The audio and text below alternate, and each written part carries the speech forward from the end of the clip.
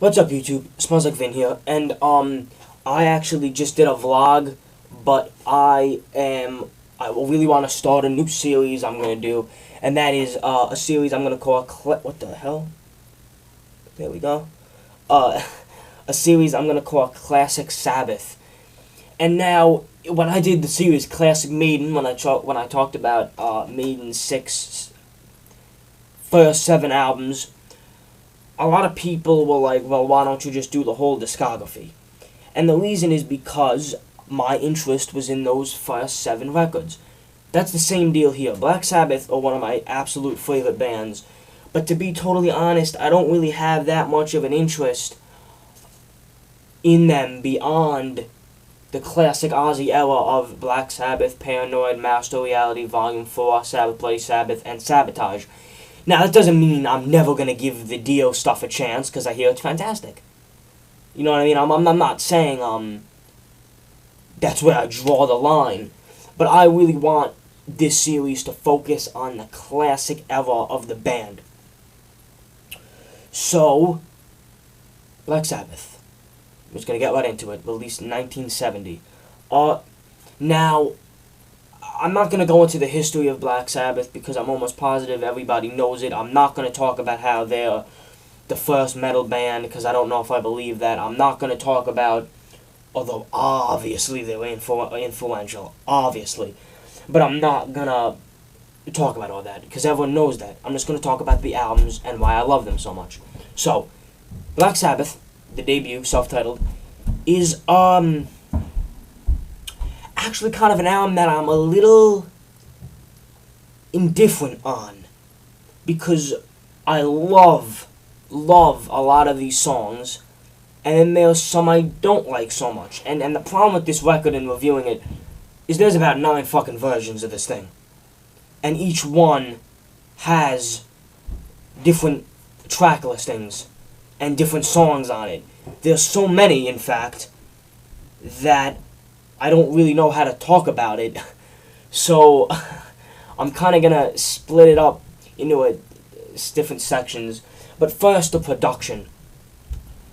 This album was produced in like 12 hours, I think, and the band basically just played it live and barely took any time in producing it. But it sounds pretty good. For what they did with it, it sounds pretty good. It's not totally clean and crisp, which would ruin the damn album anyway. But you can hear the bass, the rhythm section comes out a lot. Tony's guitars are really nice and thick. Ozzy's voice sounds good. There's some double tracking on tracks like Behind the Wall of Sleep. And it does not sound bad. The album is kind of a mix of very bluesy kind of stylings with the more heavy side of bands like Blue Cheer and Cream and Led Zeppelin, all of which, except Blue Cheer, the band listed as influences at one point or another, with a darker quality. Obviously, the song Black Sabbath is, of course, legendary because it is considered the first metal song, and it did set many stereotypes, but not in a bad way, obviously, because they were the first ones to do it. Opening bells, thunder, doomy beat, doomy riff, one of the most classic metal riffs in the history of the genre. Classic dark lyrics about meeting up with a figure in black. Just classic metal concepts that, would go on to influence, countless bands decades later. So it's just so funny how influential this band was and why they were such an influential band. So, some classic tracks on this record for me would have to be the title track, The Wizard, which features Ozzy playing harmonica, which is great. Behind the Wall of Sleep and Nib. And Nib is really funny because the drummer, Bill Ward, who I'm going to get to talking about a lot more in the next couple of views because he is one of my favorite drummers of all time and one of the most underrated drummers of all time, in my opinion.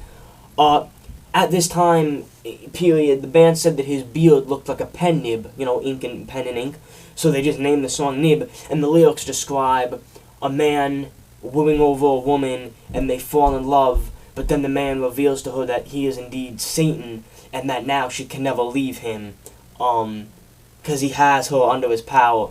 So again, really shocked people back in the day. No one has really heard anything this dark before, and so it really scared people, even though Black Sabbath were not Satanists.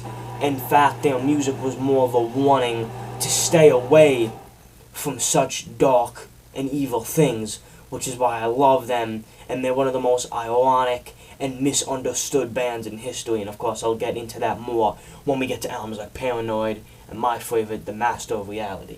And I know it's not called The Master of Reality, it's just Master of Reality. But, so this album really is an interesting record, because it has so many different track listings on different releases, and the one I listen to and have is actually a Japan version, which includes The Warning, Sleeping Village, which are kind of just these creepy jam sessions, especially Wicked World, which is a medley, which really exemplifies their blues influence at the time and on subsequent releases. And what I think makes this cool is because you see kind of the later, heavier side of the band mix with this bluesy side and just kind of, mixes. In fact, the other day, Monday, the day that I uploaded my band jam video, me and Coy were going to get something to eat, and he just got his license, so we were driving, and we were trying to find a CD to play, and we didn't have anything, and he took out good old reliable self-titled Sabbath, and he put it on, and he looked like he was in like a rush to go to a song. I'm like, oh, can we hear like Nib or Wizard? He's like, no, I want to go to Wicked World. He's like, it's the sickest jam. And so he put on Wicked World, and he really likes that, and so do I. It's a great song. So yeah, the flow of this record is pretty interesting too. Funny thing is, the songs flow into each other really well, because oftentimes, as in the case of Beyond the Wall of Sleep and Nib, the end of a song will morph into the beginning of the next song. So for example, at the end of Beyond the Wall of Sleep, Bill was just doing this sick drum groove. It's a really sick groove, and then it kind of fades out, and Geezer's thick, nice bass sound kind of just comes in to start Nib. So yeah, this album really is a great album. It's not my favorite Black Sabbath album, and I don't think it really can touch such classics as Paranoid, Master of Reality, Volume 4, etc. But it is a very good starting point for the band, and you can see where the band was headed and where they were going. And so it is a very enjoyable record, and if you haven't heard it, you should listen to it. But yeah, I love this band so much. And so I'm very excited to talk about them more on subsequent releases, such as all the way up to Sabotage, really. So leave comments, tell me what maybe your favorite Black Sabbath record is, why, tell me what you're excited to hear me talk about on my next reviews of these classic records, and Black Sabbath, they're the best. See you guys in my Paranoid review.